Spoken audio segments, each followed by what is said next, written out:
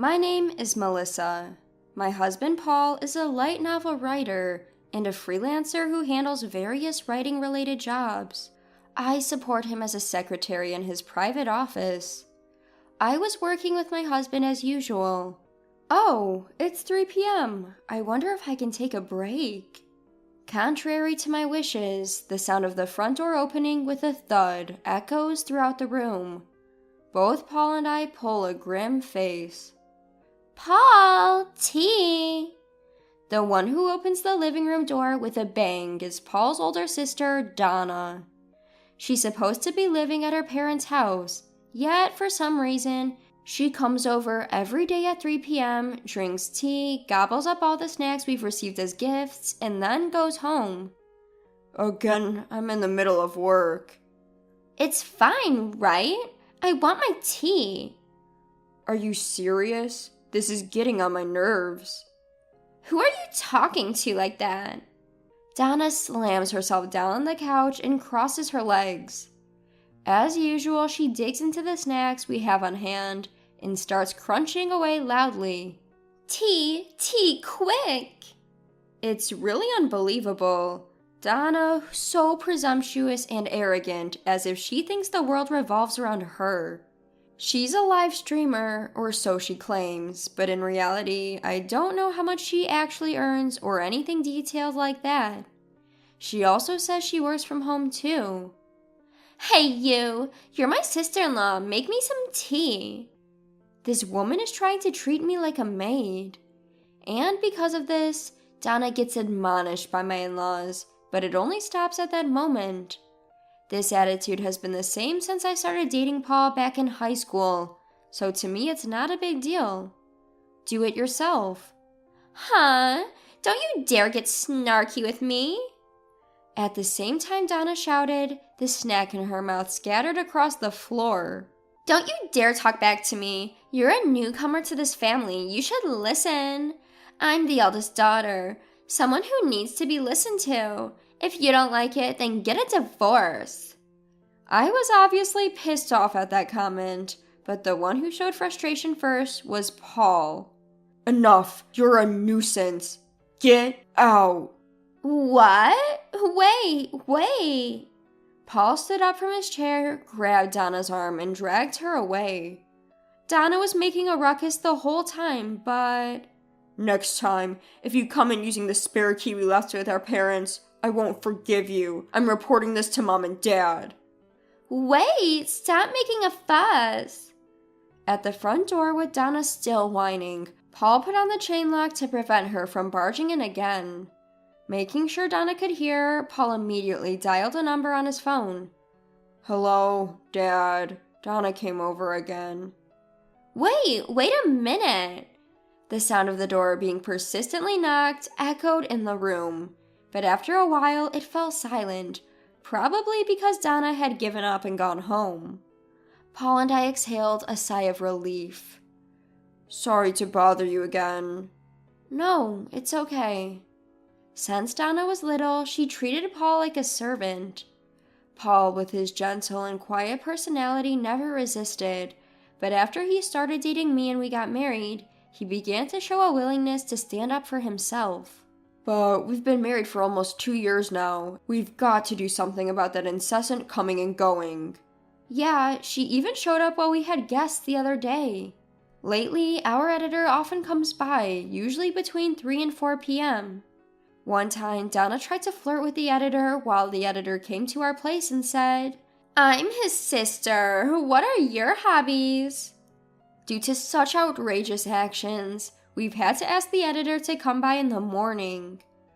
Paul tends to get into the groove of his work in the mornings, so he'd rather deal with the editor in the afternoon. I heard from your mother-in-law that Donna comes here because she doesn't feel comfortable at home.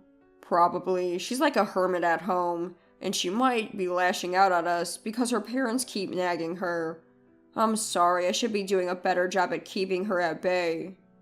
No worries, don't sweat it. Oh, remember we're visiting your parents' home to let them choose a restaurant for their 60th birthday celebration?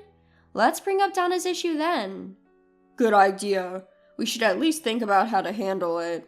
I called Dad earlier and apparently he didn't know she had taken the spare key. But they regularly change where they hide it, right?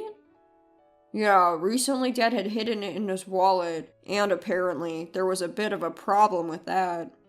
What happened? Seems like some money was taken along with the key. What?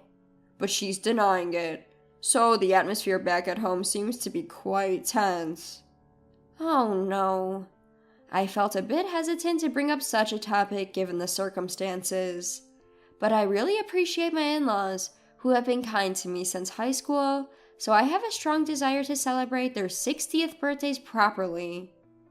I want to make sure your parents have a good time. Let's bring up the issue when the timing's right. Yeah, let's do that. Oh, by the way, what kind of restaurant did you choose? I've printed out some options. Want to take a look? Okay, let's see them. I showed Paul the information about the restaurants I had narrowed down as potential choices. Given that Paul was working so hard, I wanted to be supportive in this aspect. And for the celebration, I planned to let the in-laws choose from the shortlisted options. A week later, we pressed the intercom, but there was no response from the in-laws' house. That's odd. Mom and Dad should be home. Oh, their car is missing. Maybe they went out. Could be shopping. Maybe they're buying stuff for our visit? Well, it doesn't matter. Let's just go in and wait. Using the house key, Paul opens the front door. As we entered from the entrance, the sound of hurried footsteps echoed from the second floor. The one who descended the stairs with a noisy clatter was Donna. Sis, if you're here, couldn't you at least answer the intercom? Shut up! I'm busy. Hello, sister-in-law. As usual, Donna showed no courtesy with her greetings, but there was another reason why the reclusive Donna hurriedly came downstairs. You guys set up the place for Dad and Mom's 60th birthday celebration, didn't you? Ah, yes, that's right. Why? Where is it? Tell me. Huh? Huh? You said you weren't going to attend, sis. I've changed my mind. Just show it to me. Here it is. Originally, Donna had planned to skip the 60th birthday celebration. Is there a need to celebrate that? Haha. Donna said the real reason was something no one would expect to hear from their actual daughter. However, for some reason, she decided to attend.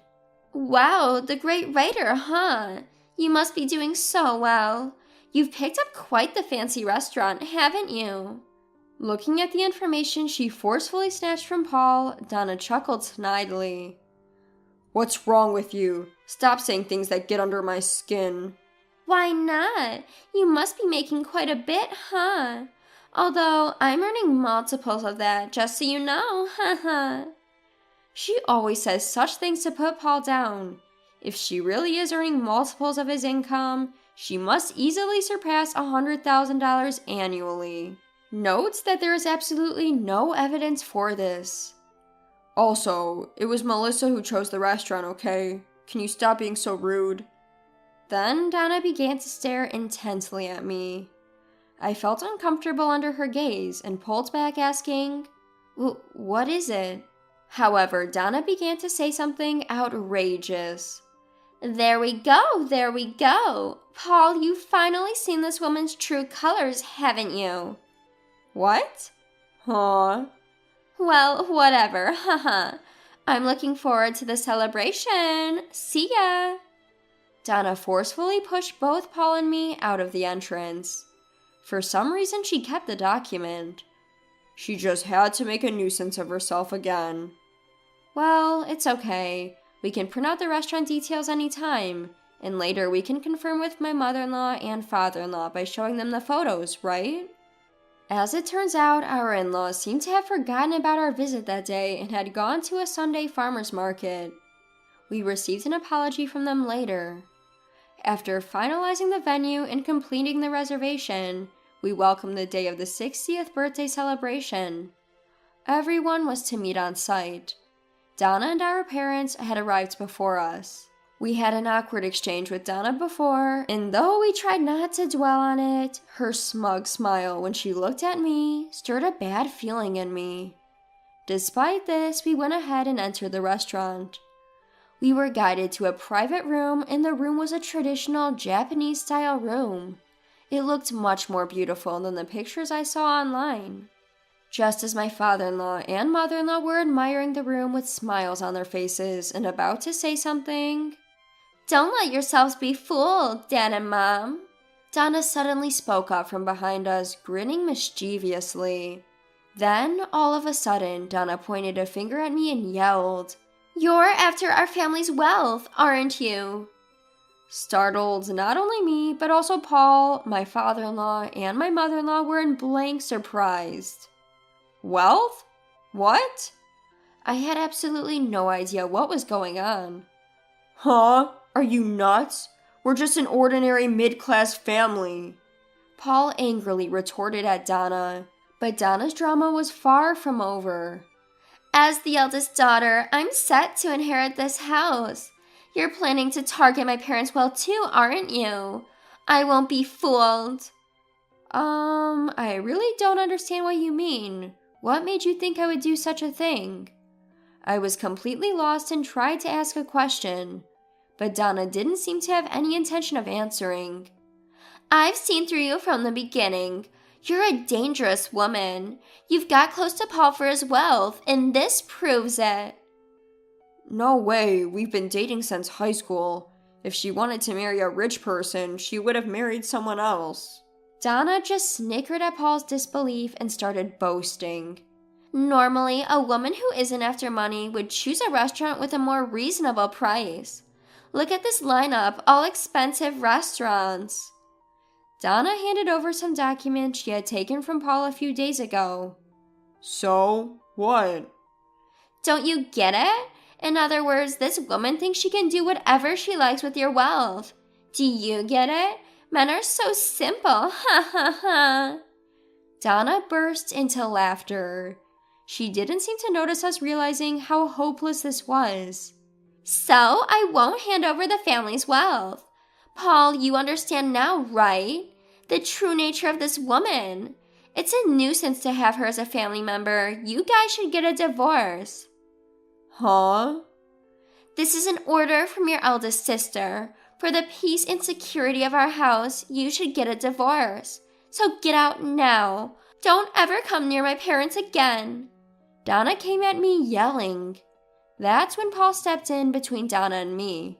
"What the hell are you talking about? Apologize to Melissa right now." Wait, Dad.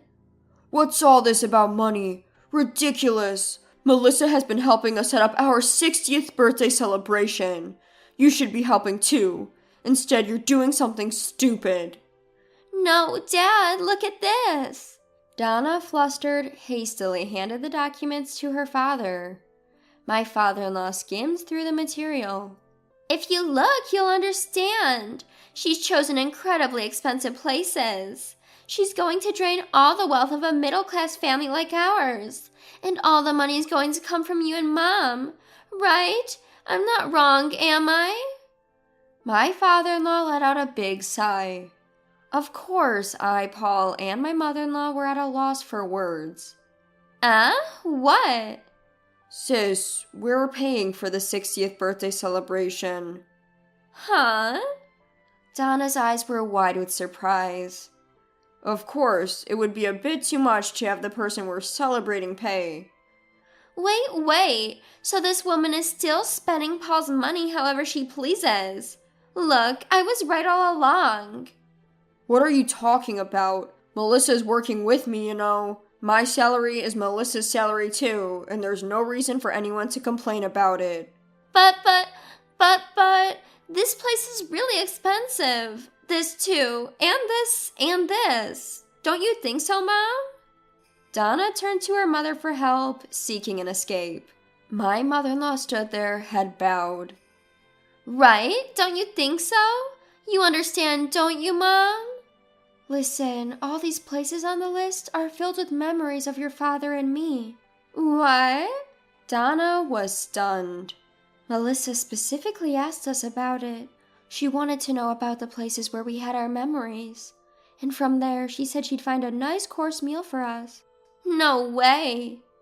The disrespectful things you've been saying, it's really shameful. My mother-in-law's voice was trembling.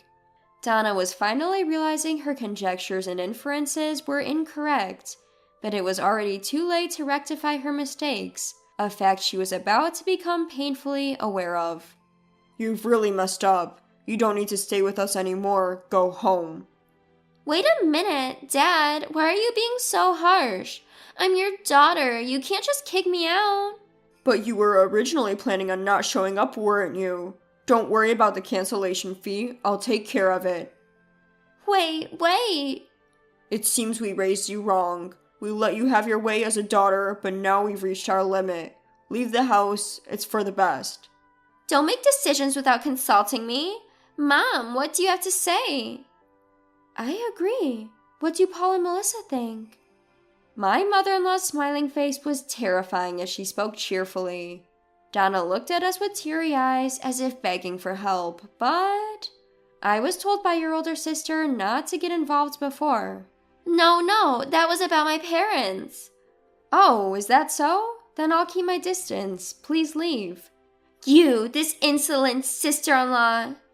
Donna tried to grab me, but my father-in-law stepped between Donna and me. Go home. My father-in-law glared at Donna and said in a low voice. Donna looked at my father-in-law's face, shrank back, and quickly left the restaurant.